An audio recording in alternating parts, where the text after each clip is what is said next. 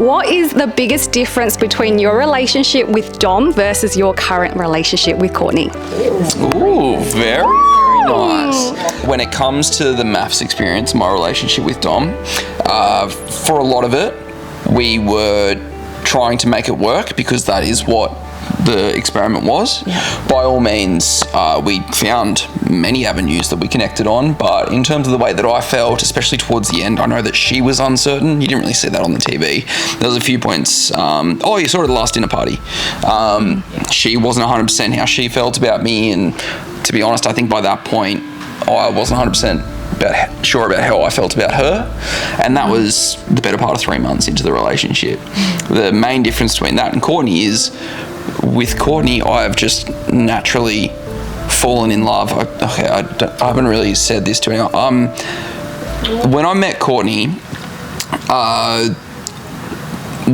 she lived in Gold Coast. I lived in Sydney. She came down, we had our first meeting at Dom's fashion thing, right? Anyway, I met Courtney there, we started chatting, we weren't chatting that regularly, and then I went up to the Logies and we had a date, turned into, I caught up with her the day after the Logies as well, it was going swimmingly, it was all just very natural, and then she came down to Sydney after that and we went down to the snow. So I don't know whether you'd call that snow trip the second date, but on that, she stayed for 2 weeks, and 5 days in is the first time that I told her that I loved her. Yeah. So that's when you really think about it, it was like the second date. Wow. Second date. Yeah, we were a little bit drunk. We had a few little whinies, and I was just like, I love this girl. I was just like, I remember it anyway. She says it a lot. She said it a lot funnier than I do. She is funnier than I am. And so I guess that's the main difference between mine and Dom's relationship was with Dom, it was a lot of up in the air. Are we working? Are we not? With Courtney, I know it works, and that's it.